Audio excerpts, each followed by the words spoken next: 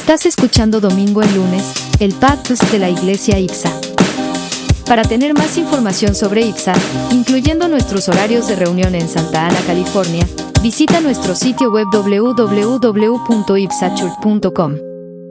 Gracias por unirte esta semana. La charla de hoy es por el pastor Mario Calderón.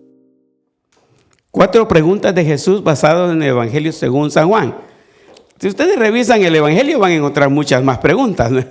Pero yo busco series de 4 mensajes y elijo esas 4 preguntas que para mí han sido bien significantes. Bien significantes.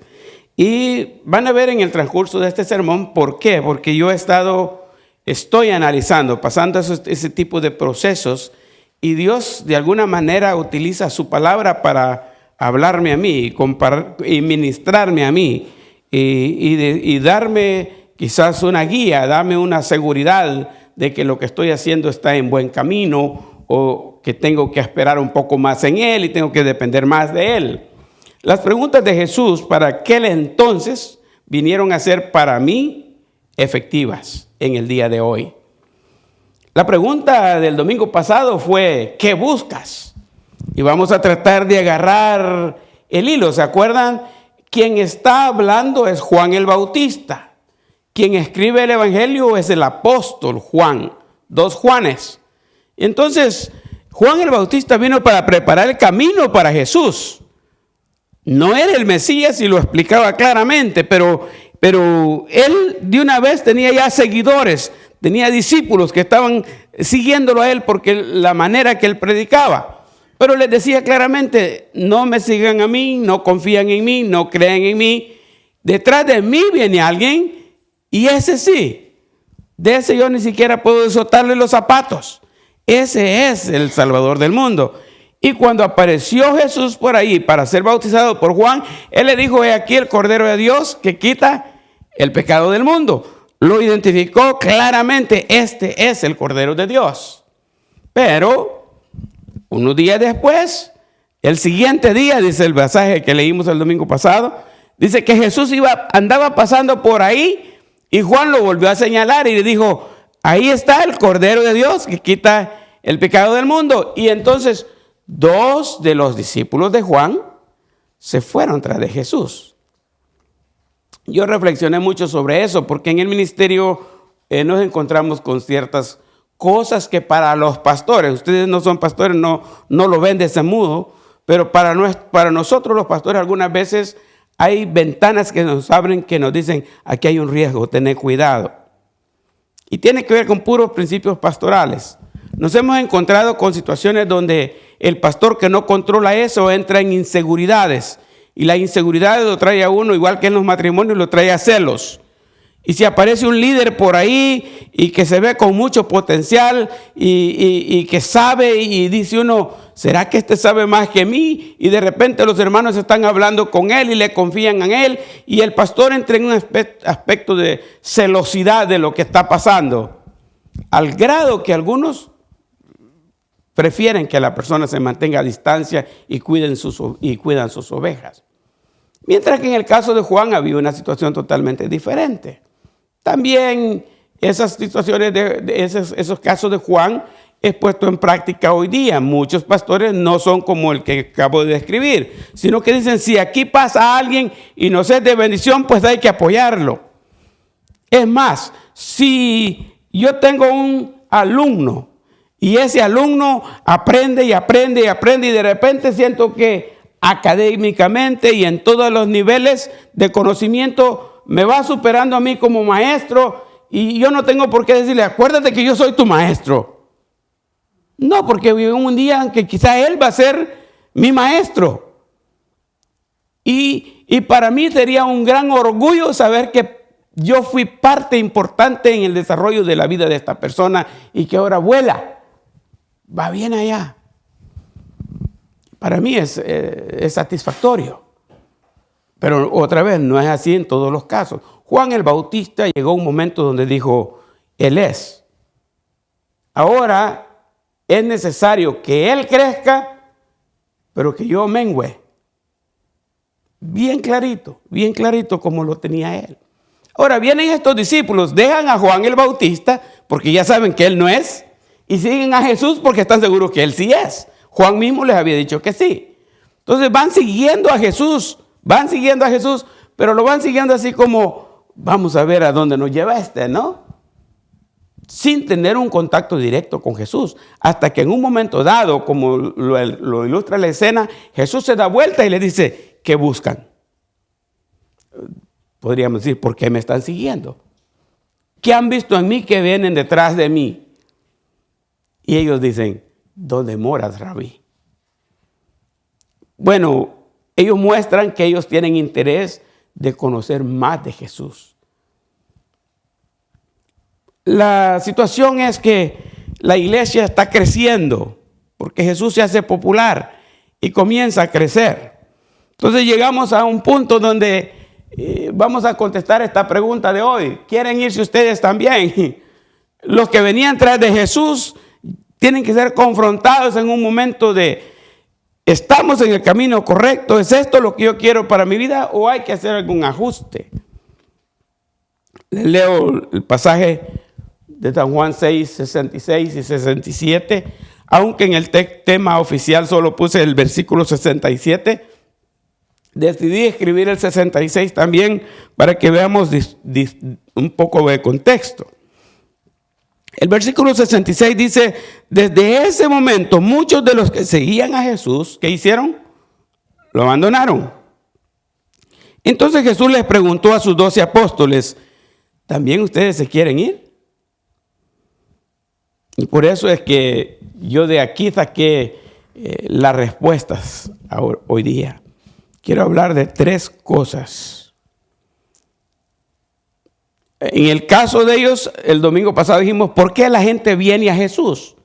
Y yo cambié esa parte porque el hermano Andrés dice que hay que cambiar ciertas cosas cuando uno habla y hacerlo más personal, ¿no? Entonces yo dije, ¿por qué la gente, en vez de decir por qué la gente viene a Jesús, dije, ¿por qué la gente viene a la iglesia? Y después sucede la otra pregunta, ¿por qué la iglesia se va de la iglesia?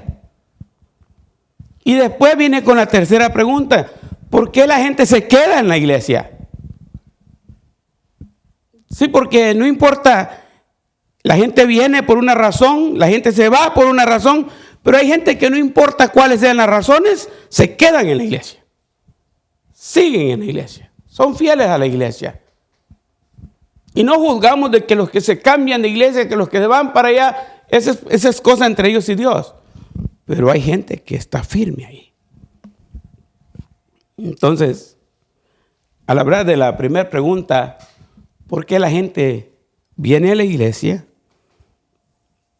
Podemos encontrar en algunos casos, en el capítulo 6 de Juan, completo, todo el capítulo, prácticamente tenía la tentación de escribir todo el capítulo aquí en la pantalla. Pero si ustedes quieren despacio, pueden irlo viendo. Yo voy a darle los versículos. Es todo el capítulo 6 de Juan que yo utilizo para desarrollar este mensaje. Porque ahí Dios me habló y me hizo ver ciertas cosas. Y los hermanos líderes de la iglesia saben que una inquietud que hemos tenido últimamente y que yo encabezo eso es el por qué. El por qué no crecemos, por qué aquí. Y buscamos alternativas, buscamos razones. Bueno, aquí encontré algunas. ¿Por qué la gente viene a la iglesia? En los versículos 1 al 15 de San Juan 6, la gente viene buscando suplir sus necesidades. Y le voy a decir esto, así nomás. Hermano Albino compartió una experiencia de recién, porque ya me pasó a mí antes y ya la he compartido, pero recién habló con alguien que dice, ¿para qué quiero ir a la iglesia? Lo que quiero es un lugar para vivir. ¿Para qué quiero la iglesia si lo que quiero es llenar el refrigerador de comida? Porque no tengo para comprar comida. ¿Para qué quiero la iglesia si lo que yo necesito es esto?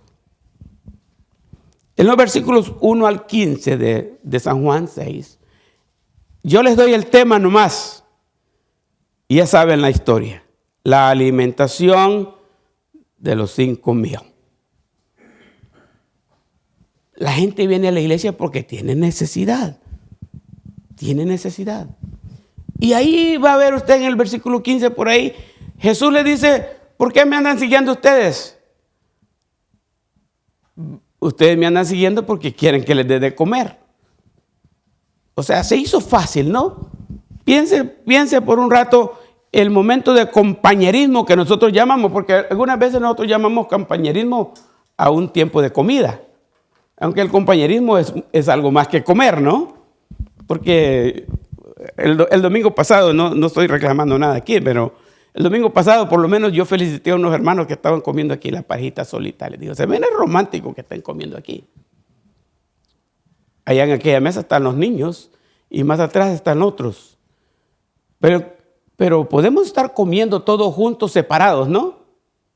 Y eso no sería compañerismo. El compañerismo es estarse acompañando unos con otros. No un grupo aquí, otro grupo allá, otro grupo allá. Gracias a Dios que nosotros no estamos divididos. Pero usar de compañerismo es ser un globo, todos juntos. Y fíjese, 5,000 hombres sin contar mujeres y niños. Un grupo de 5,000 hombres. ¿Qué tan rápido le llegó la comida a los 5,000? Que posiblemente eran entre 15 o 20,000, no solo 5,000.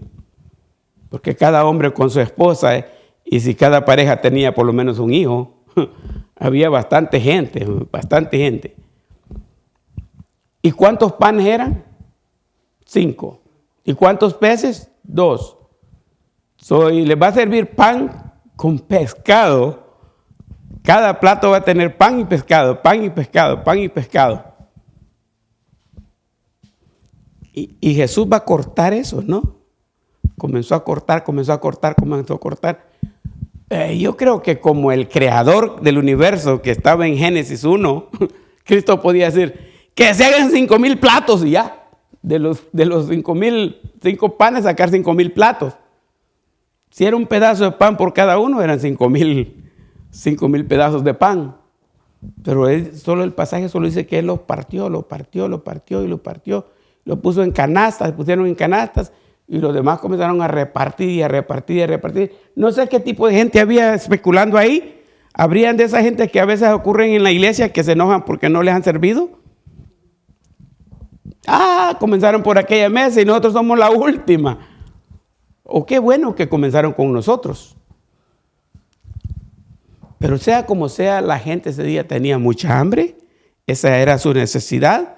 Y comieron hasta saciarse, dice el versículo, y sobraron todavía 12 canastas. O sea, a ver, los 12 apóstoles, desen una vueltecita y recojan las sobras. Y cada quien traía su canasta llena de sobras. 12 apóstoles, 12 canastas. Bueno, no es así, pero no es exactamente así, pero 12 canastas sobraron llenas. La gente viene buscando suplir sus necesidades. Eso choca con lo que nosotros esperamos de la gente que viene.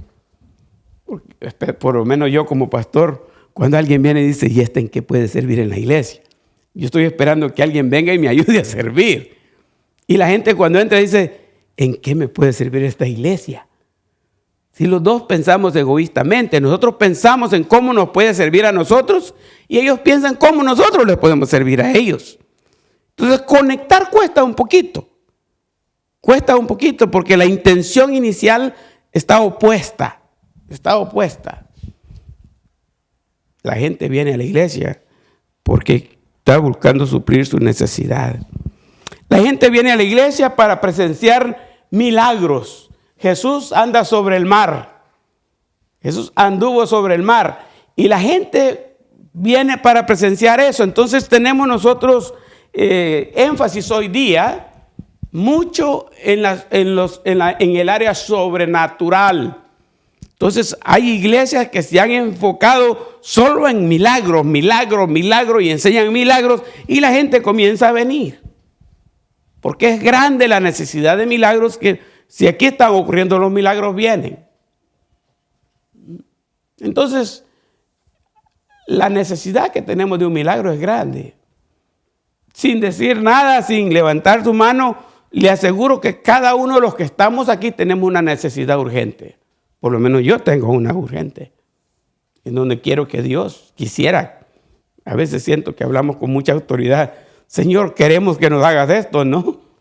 Bueno, una cosa es que deseamos que lo haga, otra cosa es que queremos, porque querer suena a darle una orden a Dios. Señor, yo deseo que tú obres en mi vida en esta área, porque me siento inútil, siento que no puedo hacer nada.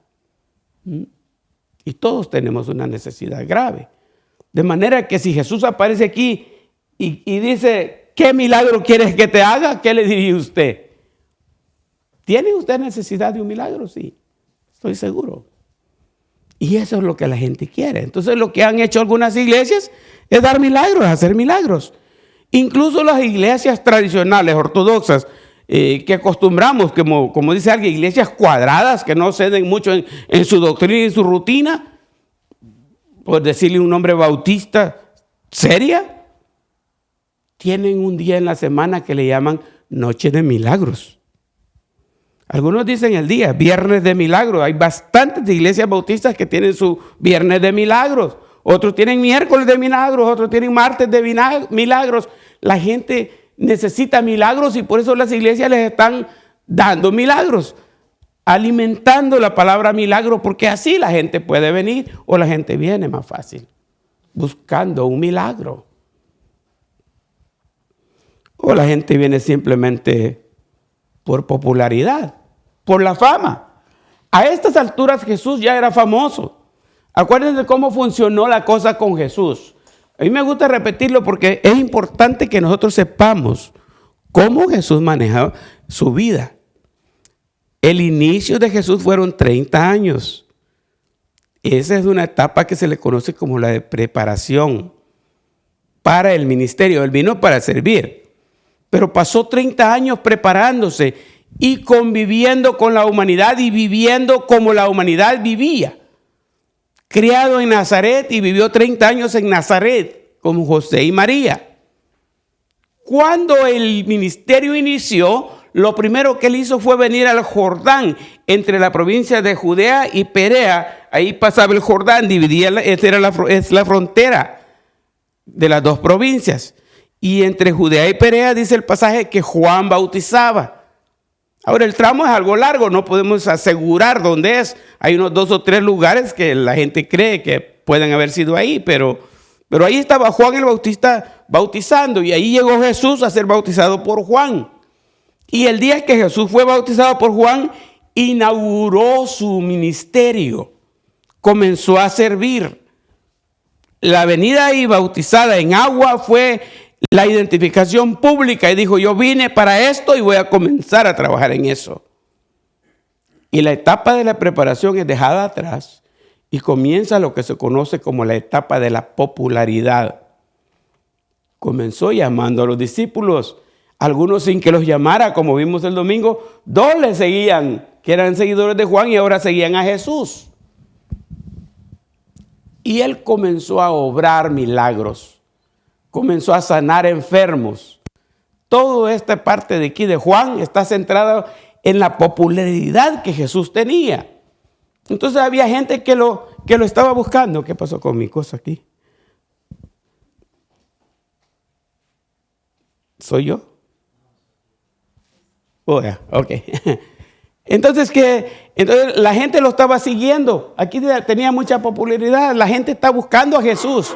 Usted va a ver en otro caso, unos griegos venían a buscar a Jesús, que no eran ni judíos, pero la gente está detrás de él. En estos versículos 22 y 24, usted va a ver bien claramente que Jesús, la gente llega y Jesús no está. ¿Y qué pasó? ¿Y qué pasó con él? ¿Qué se nos hizo? Cuando realizan ellos no está Jesús. Y hay unas barcas donde ellos han venido para estar con Jesús y ya no lo encuentran. Entonces se suben a las barcas y se van a Capernaum de regreso, porque allá quieren encontrarse con él. En esa travesía, Jesús viene en la travesía del mar y es cuando camina sobre el mar.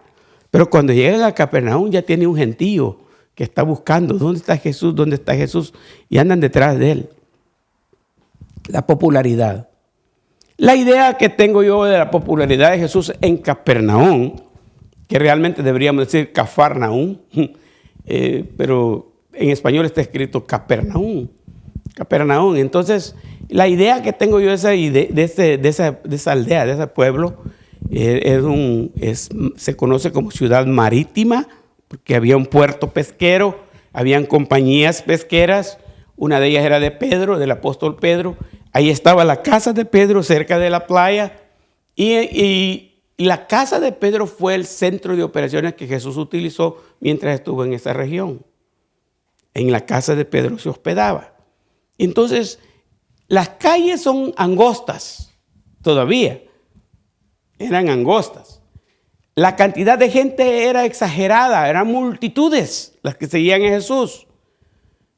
Y lo apretaban al modo de que en la casa de Pedro no cupieron. Para que tengan una idea, les recuerdo la historia del paralítico, ¿se acuerdan? Lo trajeron sus amigos, ¿y qué pasó con la puerta? No podían entrar. Por más que le decían a la gente, apártense que traemos un enfermo, apártense que aquí necesitamos un milagro. La gente estaba bien prensada y no quería perderse nada de lo que estaba haciendo Jesús de enfrente. No les importaba la necesidad del otro, ellos querían estar viendo. Como no pudieron entrar por causa de la gente, dice la historia, ellos subieron al paralítico al techo de la casa, abrieron un hoyo calculando dónde estaba el Señor. Por ejemplo, si el Señor estaba aquí, iban a abrirlo aquí, no allá, ¿verdad? Porque iban a toparse con gente otra vez. Y lo abrieron justo donde estaba el Señor y lo bajaron en un lienzo. Ese es un tipo hamaca, ¿no? Y sostenido por 4 cuerdas, y lo bajaron directamente donde estaba el Señor. El mensaje es otro, pero el punto que quiero hacer es, así de llena estaba la casa. No cabía en la casa. Entonces, ¿qué es lo que hace después el Señor? Sale de la casa, porque ya no cabe la gente, ha crecido tanto que tiene que salir de la casa, y comienza a enseñarles en la playa. Pero la gente sigue acercándosele al Señor y sigue haciéndose grande y sigue creciendo la multitud, y el Señor cada vez va retirándose un poquito hasta que llega a la orilla del agua y ya no puede pasar más porque está el agua, y la gente sigue apretándolo. Entonces Él les dice, vámonos a subir a esa barca. Y desde la barca les está enseñando, porque obviamente la gente llega hasta la orilla, pero no se meten al agua. Sí, así lograba Él mantener una distancia entre la multitud y Él mientras enseñaba. Pero llegaba un momento que había desesperación entre la misma gente, cansancio en Él y todo eso. Pasemos al otro lado. Dejemos a esta gente aquí y vamos a ministrar al otro lado. Y Él se iba para el otro lado en la barca. Y cuando llegaba al otro lado ya habían rumores, ahí viene, y ya había gente esperándolo para servir. Y la gente que estaba aquí, algunos en barcas también se iban, otros caminando le daban la vuelta al mar de Galilea, que es realmente un lago bien grande. Y le daban la vuelta y llegaban caminando hasta el otro lado. Había una pasión por seguir a Jesús. Y grave es eso, pasión por seguir a Jesús. Porque eso es lo que nos hace falta hoy. Pasión por seguir a Jesús. Entonces la gente viene a la iglesia, ¿por qué? Primero porque quiere encontrar algo que necesita. Ayúdenme con esto. Ayúdenme porque necesito casa. Ayúdenme porque necesito comida. Ayúdenme porque estoy enfermo. Ayúdenme porque necesito entrenamiento. Ayúdenme por... Hay necesidad en la gente y por eso viene a la iglesia. Entre todas las necesidades hay una necesidad espiritual. Ayúdenme porque yo quiero acercarme más a Dios y aquí está la oportunidad. Pero otras veces vienen porque necesitan de un milagro. Algo que los doctores no pueden hacer, algo que el ser humano, la ciencia no puede hacerlo. Solo Dios puede hacerlo. Y tercero, la gente viene porque simplemente es popular. Hay iglesias que están llenas simplemente porque la iglesia es popular. Algunas veces es el pastor el popular, por más que se luche. Por ejemplo, si yo menciono la palabra de la iglesia Saddleback, no mucha gente sabe de la iglesia Saddleback. Pero si yo digo el nombre Rick Warren, mucha gente sabe que es Rick Warren. ¿Quién es Rick Warren? Incluso fuera de Estados Unidos. estuve en un curso de una iglesia con propósito, ahí en esa iglesia, y al final nos dieron un cartón y estaba la firma de Rick Warren ahí abajo. Y yo tomaron fotos a todos ahí cuando agarramos el cartón, con la cosa aquí, el gafete aquí, con el cartón aquí, me tomé una foto y la puse en Facebook. Y por allá rapidito la vieron en El Salvador. Pastor, ¿y usted recibió un entrenamiento directamente del pastor Warren? Rick Warren era el profesor. El escándalo, porque Rick Warren era el profesor que yo tuve en esas clases. Sí, la fama de Rick Warren está grande en todo el mundo. Aunque ahora ya es un retirado, pero ya está retirado, pero otra vez el pastor es grande. La vez pasada, cuando alguien se fue de la iglesia, hablamos para ver cuáles eran las mejores opciones, entre ellas que no se fueran, pero estaba decidido irse. Y me dijeron, es que queremos ir donde Dante Gebel. Algunas veces pienso que no debo mencionar nombres desde aquí para no darle más popularidad yo a ellos, pero mejor que me hagan popular a mí, ¿verdad? Pero Dante, vamos a ir a esta iglesia, ¿verdad? Oh, bueno, ahí está la iglesia grande, popular. Mucha gente busca la popularidad.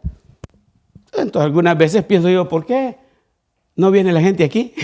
No somos populares, ¿no? ¿Por qué no suplimos necesidades?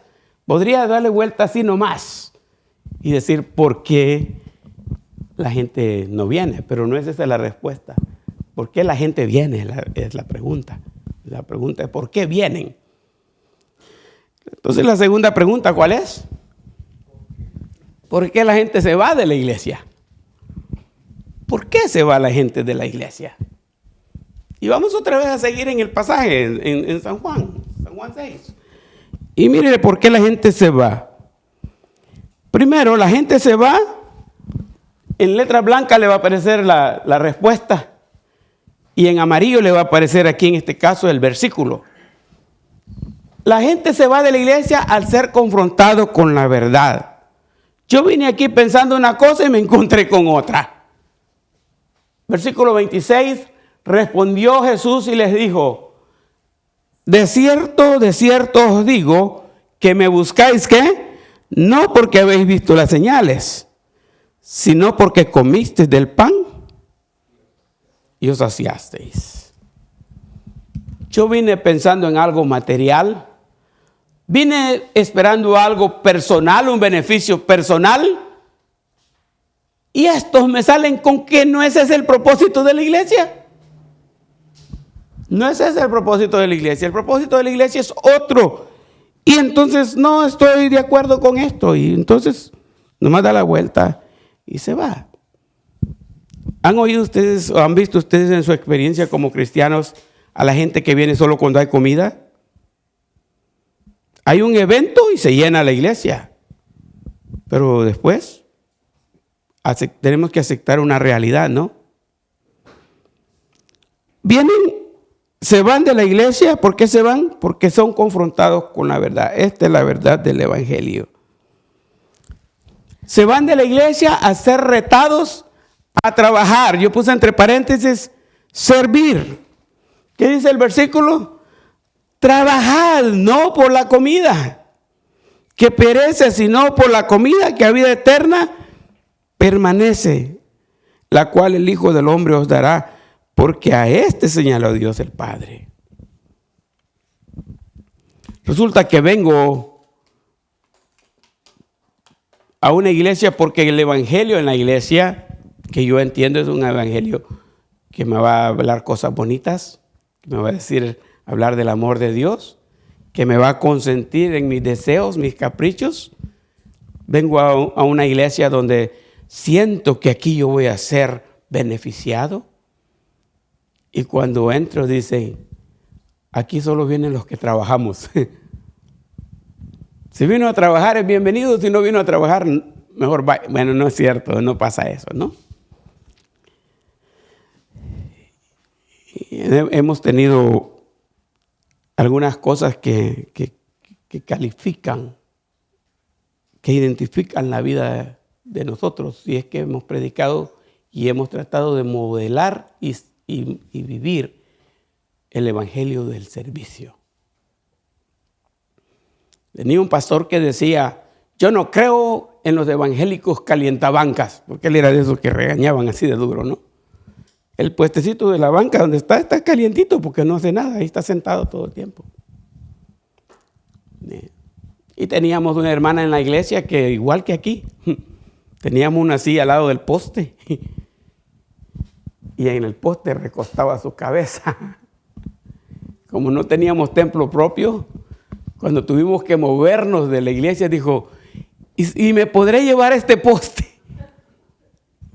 Es que aquí recuesto mi cabeza. Y una vez, una de las personas que nos visitaron en un convivio que tuvimos, me preguntó, ¿y quién es el que recoge todo este desorden que hay aquí? Porque va a quedar un tiradero solo en recoger todas estas sillas. Ya me imagino a quién le va a tocar. Y yo solo le dije, al final, fíjate bien lo que va a pasar. Y ya a la hora de las horas le dije, ¿estás listo? Ya sabía él. Me levanté yo y doblé una silla y la puse ahí recostada. Y el que estaba al lado levantó su silla y la dobló. Y en un ratito toditos estaban doblando sillas y lo puso ahí a un lado. Y toditos colaboramos en todo y el lugar estaba limpiecito después. Y dice, wow, no pensé. Pero así es la cosa. El evangelio del servicio. Siempre va a haber alguien que va a llegar y sentarse y decir, no han puesto ni un plato en la mesa. O esta silla no está bien puesta. Que alguien acomode las sillas. No sé. Y recibí la clase una vez de otro pastor que dijo, mire, dijo, yo estaba cansado. Porque para cualquier cosa en la iglesia al pastor llamaban y al pastor llamaban. Y un día dijo, yo voy a cambiar las cosas. Llegó un hermano y me dijo, pastor, fíjate que encontré el baño de allá, está tapado. Y me le quedé viendo y le dije, ¿y qué hiciste? Pues lo vine a llamar a usted, le vine a contar a usted. Pero ese es el procedimiento, que el pastor vaya y destape el toilet. No porque no puede hacerlo, claro, si estamos para servir, ¿no? Pero aquí se cayó el agua, hay que limpiar para que nadie se vaya a caer. Y están listos a servir. Una iglesia que está lista para atender a los demás. Incluso el versículo dice que hay que estimar cada uno a los demás como superiores a sí mismo. Ahí no importa el título, no importa la posición o posesión. Lo que importa es que mi prójimo tiene prioridad sobre mí. Y yo estoy para ayudar a mi prójimo. ¿Y qué cree que piensa el prójimo? Que su prójimo, quien soy yo, tiene prioridad sobre él. Y uno con otro nos vamos a ayudar y nos vamos a entender. Pero cuando la gente mira, no, aquí es de trabajar la cosa, mejor me voy. Lo que últimamente yo he recibido bastante como pastor o como líder de la iglesia es que yo no quiero compromiso. Y ya sabemos de qué se trata, ¿no? No quiero compromiso.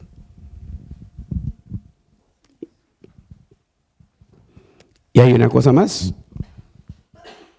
que puede ser mucho más grave todavía.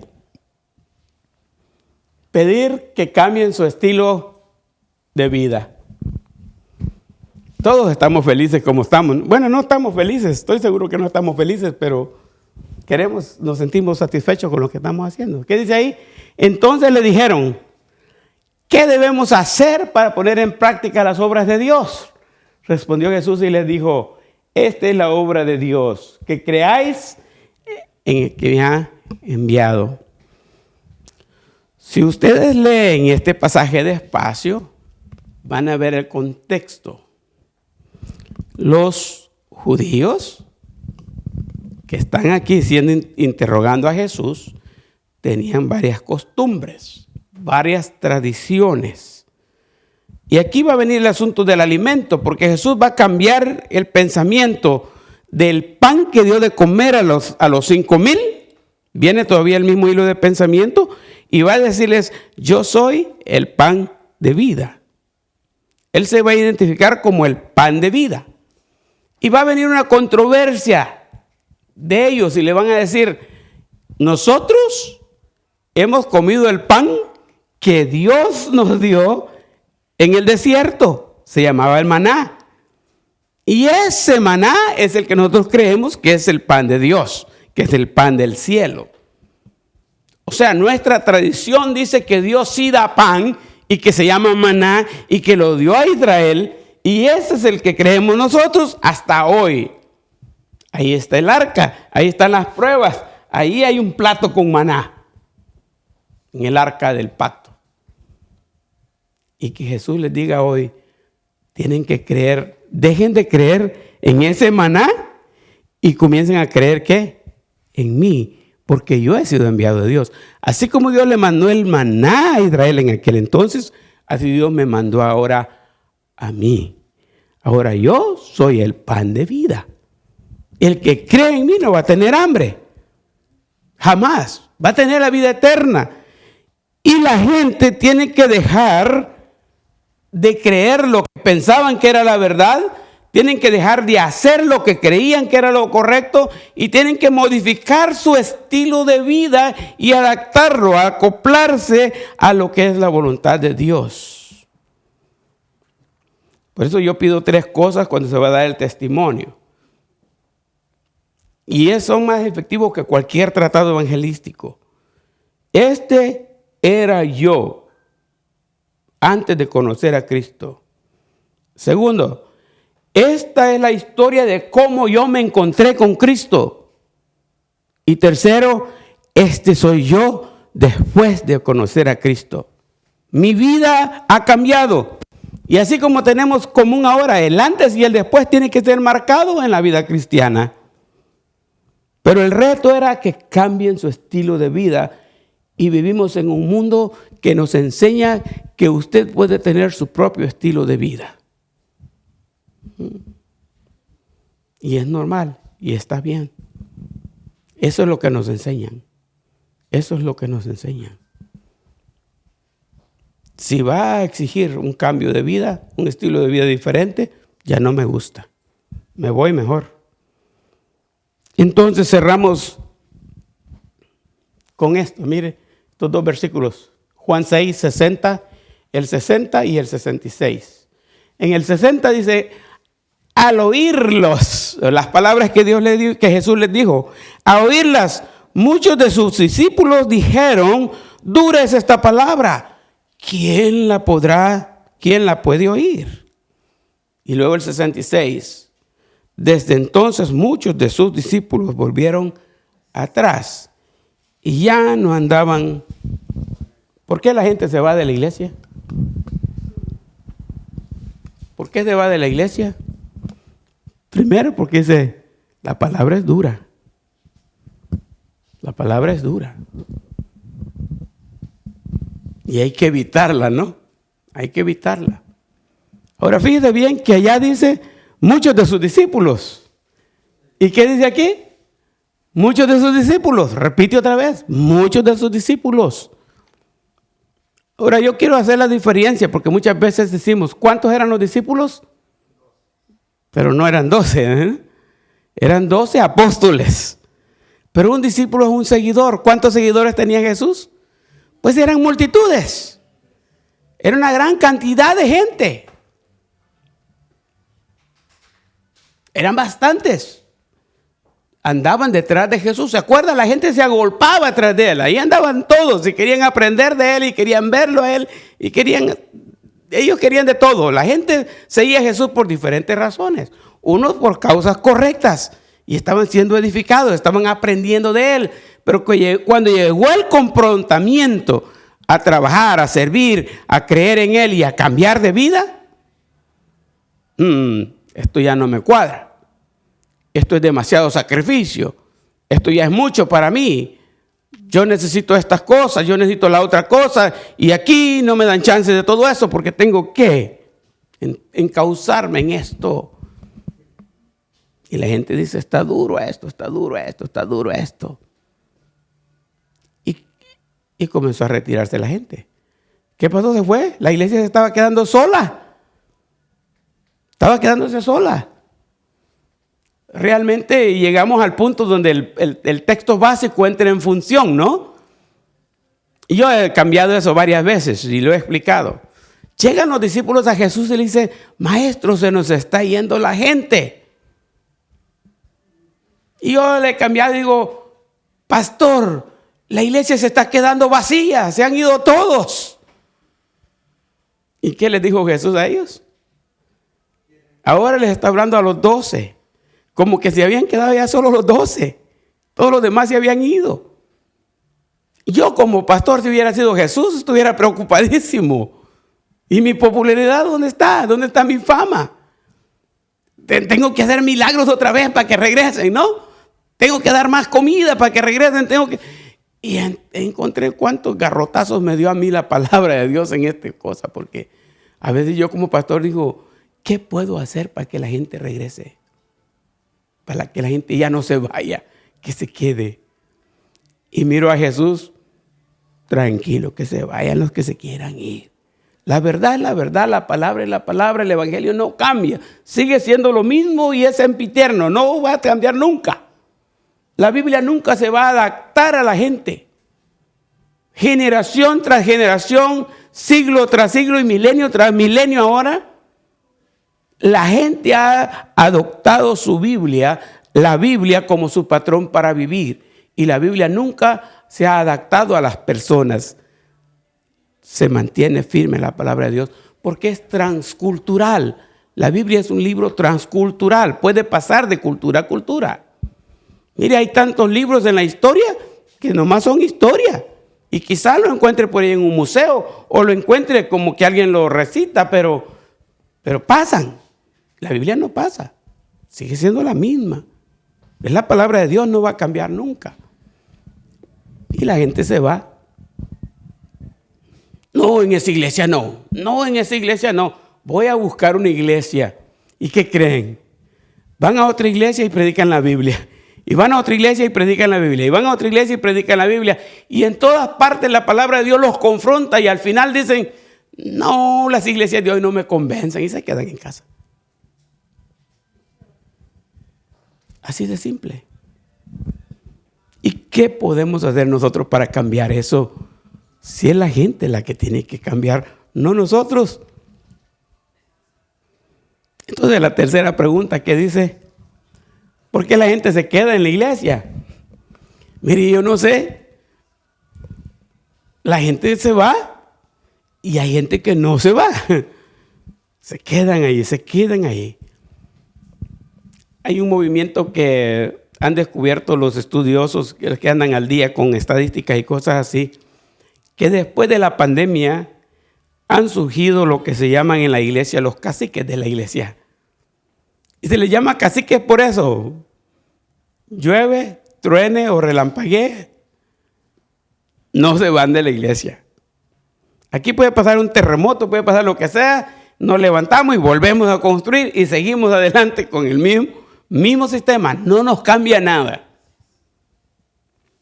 Yo creo que algunas veces puede irse a un extremo de que nos adueñamos del grupo y agarramos el control, pero otras veces quizás tiene que ver con que Dios siempre conserva un remanente.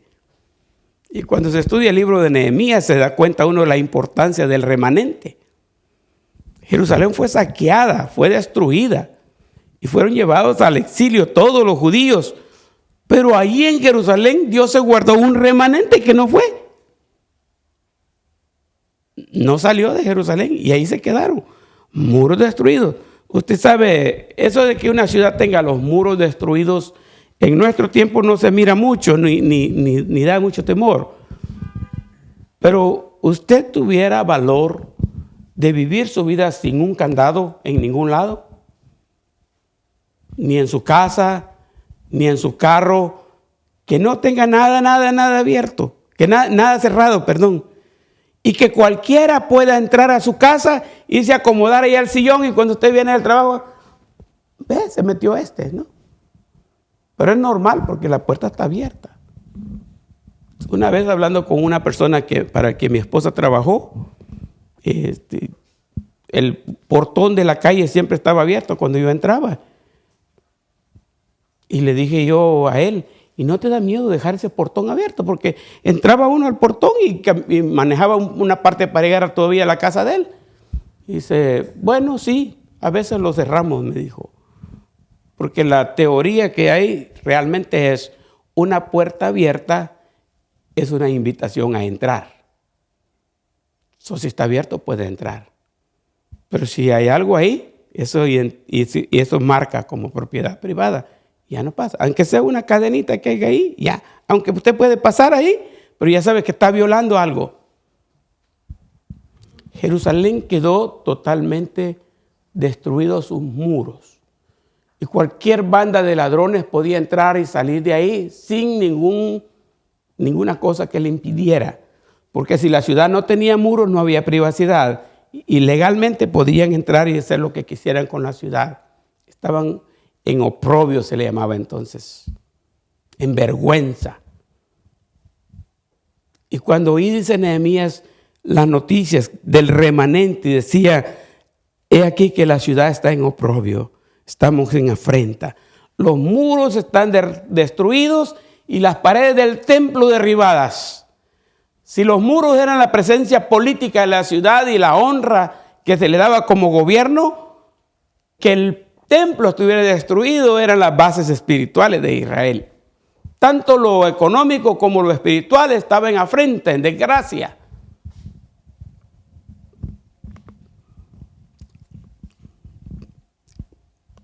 Al final, la gente que se va de la iglesia, en la experiencia que nosotros hemos tenido, tiene muchos problemas.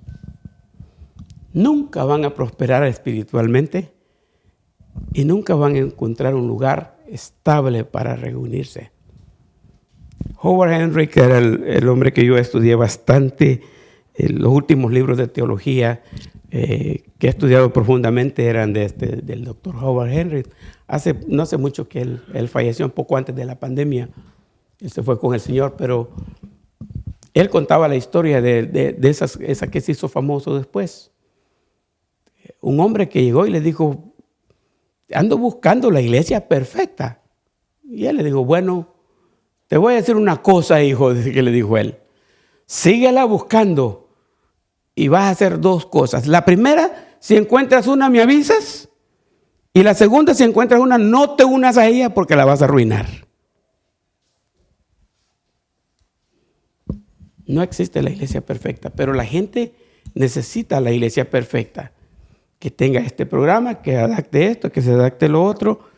Y al final lo que hacen es terminar sin iglesia.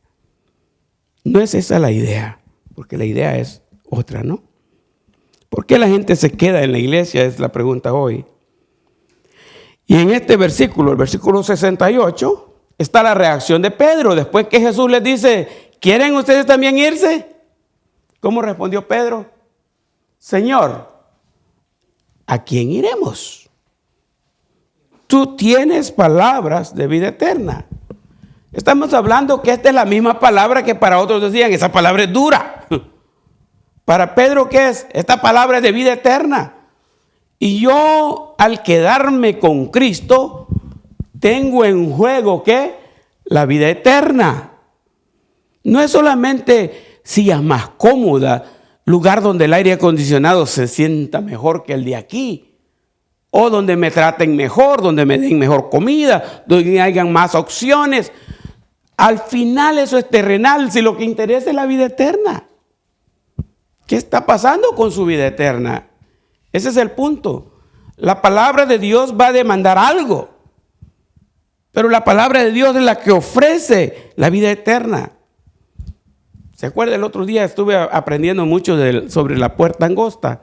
Y es que yo he usado ese pasaje solo con énfasis evangelístico. Entrad por la puerta estrecha. Y yo digo, cuando yo tenía 7 años entré por la puerta estrecha. Pero ese día Dios me habló de una manera diferente y le he compartido ya varias veces. Y le llamé, no la puerta estrecha, sino que le llamé mi puerta estrecha. Y encuentro que no es solamente es encontrarse con Cristo para ser salvo, porque eso es como pasar por la puerta estrecha. Pero otra vez, lo que importa no solo es pasar por la puerta estrecha, que es un poco difícil, sino que hay detrás de la puerta. Y entonces nos hemos dado cuenta, ¿no? Ahí en esta pared, si ustedes van por el lado de fuera del edificio, hay una puerta que por el lado de adentro no se mira. ¿Qué pasaría si de alguna manera, con el hermano Albino, que es el especialista en abrir puertas, nos vamos por fuera y abrimos la puerta para afuera? ¿Y con qué nos vamos a dar al abrir la puerta? Con una pared. Podemos abrir la puerta y detrás de la puerta lo que hay es una pared. ¿Y para qué abrimos la puerta si no podemos pasar? Pero dice, porque estrecha es la puerta. Pero después hay que detrás de la puerta, ¿qué hay? Hay un camino angosto. Entonces no es solo de entrar por la puerta. Hay que caminar ahora por el camino angosto, porque ancha es la puerta y espacioso el camino que lleva a la perdición. Entonces hay una puerta ancha y hay un camino que yo diría es un freeway de varios carriles que lleva a la perdición. Y hay una puerta con un caminito que es una veredita de esas que habían en el campo, que hay en el campo allá en mi pueblito. De esos que cuesta a veces caminar. En el camino angosto. Entonces no solo entrar por la puerta, sino que hay que mantenerse en el camino angosto. Y por eso es que cuando hablamos de la palabra de Dios, Salmo 119, 105 dice, lámpara es a mis pies tu palabra y lumbrera a mi camino. ¿Con qué limpiará? El 109 dice, ¿con qué limpiará el joven su camino? Con guardar tu palabra. Entonces la palabra de Dios es la que nos va a guiar para que hagamos sabias decisiones y para que nos mantengamos siempre en el camino angosto, siguiendo la meta que es la vida eterna. Es la Biblia la que nos va a ayudar. Sin la palabra no hacemos nada. Entonces, cuando Jesús les dijo a los discípulos, si quieren ustedes también váyanse. Esos 12 ya habían entendido bien el mensaje. Ya lo habían entendido, ya lo habían captado. Venir a la iglesia no es para tener un club social. Venir a la iglesia no es para divertirnos, para entretenernos. Venir a la iglesia no es para pasar un tiempo porque estamos aburridos en casa. No, venir a la iglesia es para edificarnos en la palabra, para acercarnos más a Dios, para mantenernos con energía por el resto de la semana y para andar por el camino angosto y estar listos para enfrentar cualquier cosa que aparezca en ese camino angosto. Ya les he contado, pero viniendo de San Juan al llano, nosotros vivíamos en el llano, un kilómetro de distancia de San Juan, donde mi papá era pastor. A veces estábamos en el culto cuando venía una gran tormenta y sí había un camino literalmente angosto para llegar a la casa. Para que me entiendan un poco, les digo que traíamos la bestia con el maíz y el frijol que cosechaba mi papá, y cuando veníamos pasando por ese callejón que había paredón aquí, la carga topaba en los dos paredones, porque era angosto, literalmente era angosto. Había que labrar el paredón para que pasara el caballo con la carga. Ese mismo paredón, cuando caían esas grandes tormentas, a veces se rodaba una piedra. Y nosotros veníamos sin ni una luz. No había dinero para un flashlight, y si había flashlight no había para comprar las baterías. Lo que se usaba era una rajita de ocote. El ocote se prendía y veníamos ahí con esa antorcha. Pero estaba lloviendo. No funcionaba. Entonces había que bajar bajo el agua y en la oscuridad, que oscuro completamente. Pero ya sabíamos de memoria el caminito. Llegábamos hasta la casa con tranquilidad tantas veces que se hacía ahí. Desde que nacimos lo estábamos pasando, pues ya sabíamos. El problema es que con la lluvia se rodaba una gran piedra y tapaba el camino. Y nosotros venimos caminando tranquilos porque ya sabe, y le da usted la patada a la piedra. O caí embrocado sobre el piedrón que estaba ahí. ¿Y qué pasó aquí? Comienza a tocar uno. Es una piedra. Había que darse con la piedra. Y entonces un día yo estaba pensando con la puerta angosta. Está en camino angosto y me acuerdo de ese camino angosto. Y de verdad que hay piedras en el camino del Señor, ¿no? De repente nos encontramos con grandes tropezones en ese camino. Pero lo que a mí me mantiene, no es esa piedra. No me quita el interés esa piedra. Yo veo cómo supero ese obstáculo y sigo adelante. Porque como decía Pablo, lo que a mí me espera es el premio del supremo llamamiento. Es proseguir a la meta donde está Dios. Y un día yo voy a llegar ahí. El camino angosto en el Evangelio hay que caminarlo. Entonces Pedro dijo, a mí no me importa el pan, no me importa el pescado, a mí no me importa que dicen esto, no me importa que se vayan esto, no me importa que la iglesia se quede sola. Yo voy a seguir aquí porque Cristo tiene las palabras de vida eterna. Esto va para el cielo, yo sigo al cielo. La otra es porque han creído de verdad. La gente se queda en la iglesia, no se va, porque ellos saben en quién ha creído. Y nosotros hemos creído y conocemos que tú eres del Cristo, el Hijo del Dios viviente. A mí me encanta el himno, en el himnario bautista está, dice, no sé por qué la gracia del Señor en mí por fe se demostró. ¿Y cómo dice el coro de ese himno? Dice, mas yo sé en quién he creído y es poderoso para guardarme. Así dice el himno. Mire, con qué seguridad. Yo sé en quién he creído y que es poderoso para guardarme.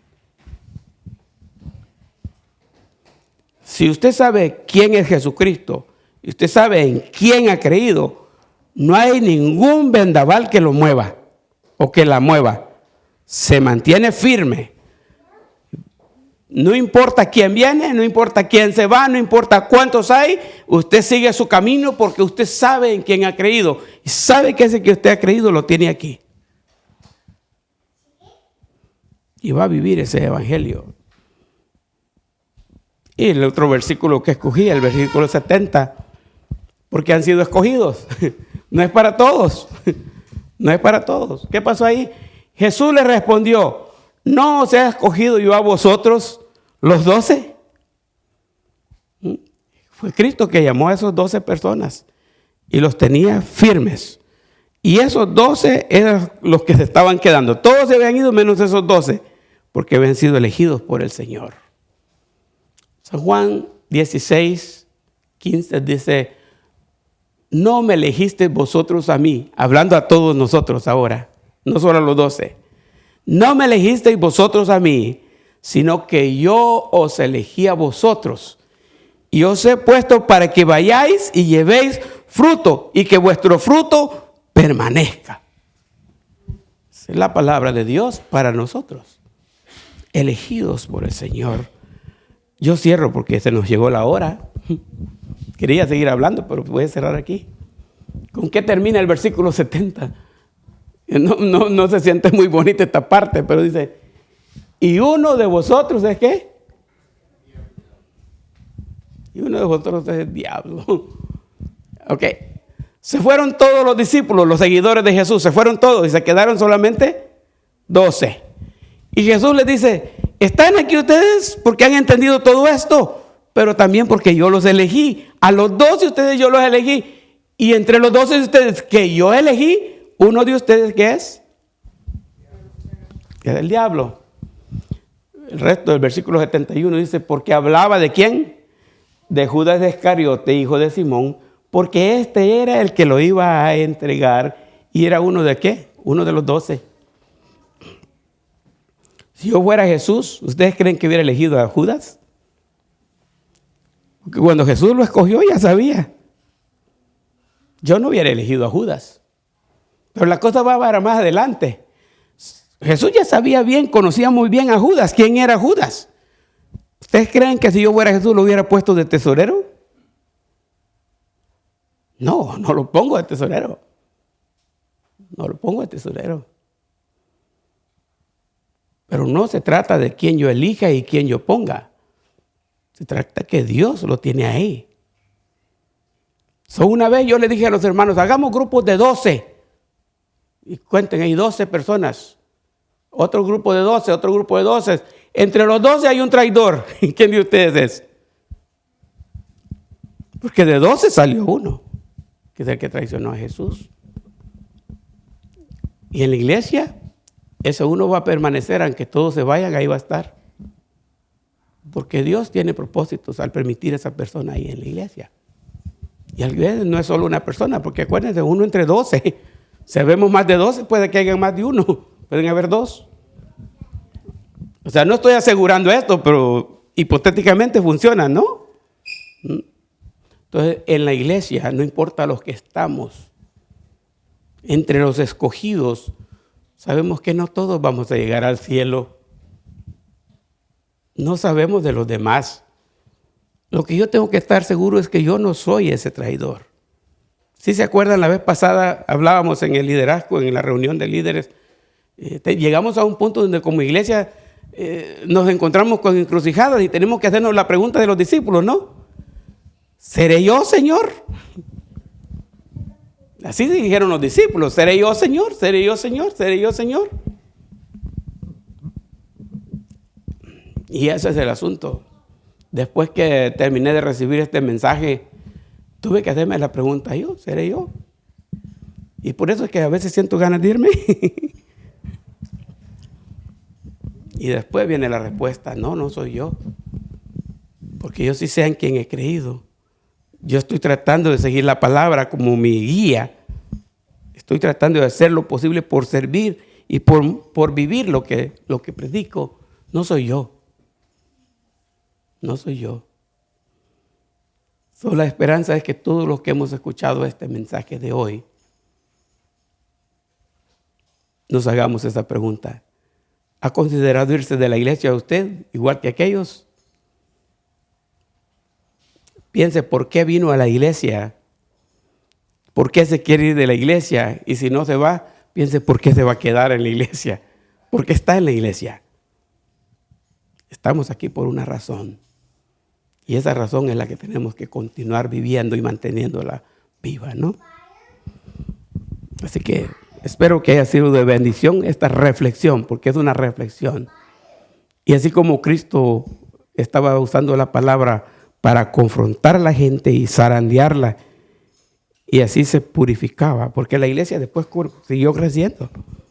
Los que se fueron, pero Jesucristo siguió su popularidad hasta obrar la redención para todo el mundo, incluyéndonos a nosotros. Y mire, tan efectivo fue que aquí estamos nosotros como evidencia de que sirvió. La palabra de Dios sigue viva y eficaz, ¿no? Gracias por unirte esta semana. No te olvides de visitar nuestro sitio, ipsachurch.com. Suscríbete en Apple Podcasts, Spotify o YouTube, para que no te pierdas el próximo domingo en lunes. Y si fue de bendición, ayúdanos compartiendo este podcast con tu familia, amigos y comunidad. Gracias y hasta el próximo domingo en lunes.